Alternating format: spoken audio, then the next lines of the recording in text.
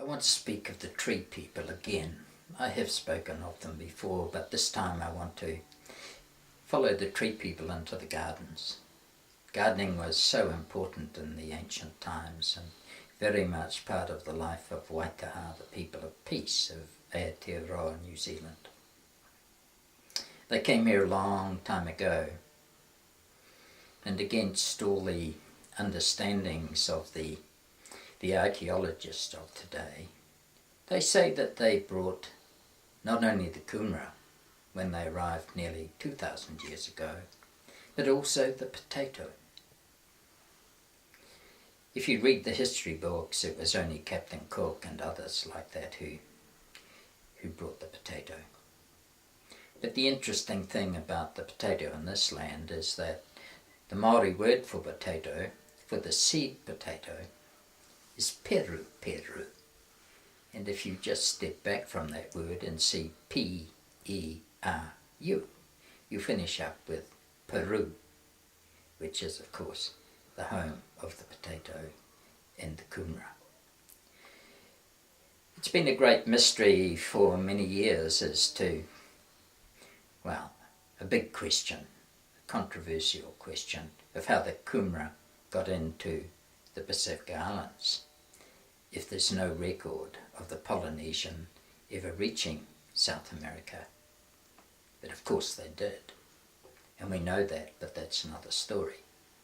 In the last 10 years, we have evidence that not only did they reach there, but they carried a very unique kind of chicken from Samoa and Tonga, one with a very special DNA. So that proves the story. The kumara travelled out to perhaps Easter Island, and from there, in the great voyaging of Waitaha to reach Aotearoa, came here, and the potato too. The thing about the kumara was that it was called the peace child.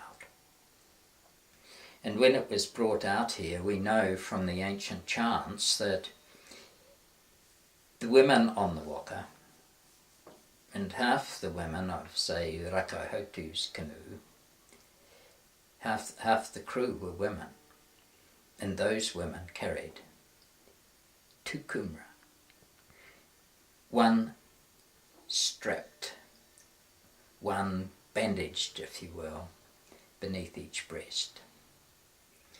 Their job was to care for that kumara on the whole voyage, and care for it until it could be planted. Some of those kumara would have lasted for perhaps 2 years before they were ready for planting. But that's how special the kumara was, and it was the peace child. And that's what they brought to Aotearoa, New Zealand, the way of peace. So there were gardeners. There, of course, were other peoples within Waitaha, the stone people and the fire people and the star walkers and the water people. But today we focus on the gardeners. And they made gardens. And the gardens were made at a special time of the moon, on the brightness of the moon, when they needed huge energy to clear the areas that they had chosen for the planting. And everyone was involved in that hard physical work. And if trees were felled, those timbers were promised to be used in a good way. Before the trees were felled, they were told that today their growing would end, but they would be part of the life of the people as houses, as fences, as whatever was needed to make life easier for the people of this land. But when it came to the planting of the gardens, once they were carefully turned over, the soils readied, when it came to the planting and the nurture from there on, it was only the women who went into the garden. And those who were chosen to be the gardeners, to care for the garden, were those who carried special colours in their aura, who could walk with gentleness, who could bring the spirit of the tree people to the soil, tending the plants. And when those women were seen to be ready to take a full role as an adult in the garden, to take big responsibilities, then some of the hair was cut and woven into the leaves of the cabbage trees that swayed in the breeze, that were in many ways reminiscent of the hair of the women. And thus something of the spirit of each of the women who were part of the team who would bring everything to harvest, part of the hair of the women was bound into the cabbage trees that were always there at the fringes of the garden.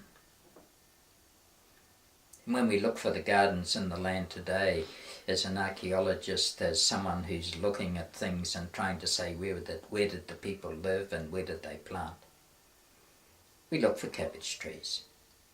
They define the old places. They're very special. But those who showed the colours of the garden, they were picked up very early in life, so some of them only toddlers when they were allowed to come into the garden with their mothers. They showed the colours of the gardeners in their aura. 2 or 3-year-olds who were keen to be there and loved to play and be of the gardens were taught how to carefully take the kumara moth, or the kumara caterpillar at that stage, off the vines, off the kumara vines. They were just taught to work at eye level along the rows, carefully picking these off and putting them into flax baskets. Because, of course, there was a time in the growing of the kumara when the caterpillar had done its job. Of course, it was eating away the leaves that were beginning to die, the leaves that were still taking energy from the plant. But there came a time when they'd stop eating those leaves. They were the first ones they attacked, but then they could come to the healthy ones and do damage. So the little ones helped remove them. It was part of the cycle of life. Those who came into the gardens and tended the gardens were very special. And yet they were watched closely. They were taught that they couldn't come into the garden, that it was forbidden, if they weren't in harmony with themselves and the land. They didn't allow anger and sickness to come into the garden. You see, in those days they believed that what we eat is who we are. What we eat is who we are. And they believed that it's not just a matter of introducing crushed shells into the gardens to bring in something different, some nutrient that it needs. Not only did they bring in the seaweed from the ocean to feed the garden, they did those things, but they understood that the spirit you bring to the garden affects the food. What we eat is what we are. So the gardens were places of peace and harmony, places that had a special spirit around them. They were a place of nurture for those who tended the gardens and those who ate of the gardens. They had a saying about the gardens that I found very interesting, and it's one we could apply today in our modern horticulture where we use so many sprays. They said if the birds don't sing in the garden, there is no garden.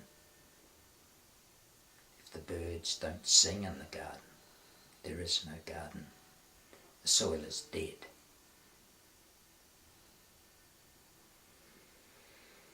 They also said that each and every one of us is a garden.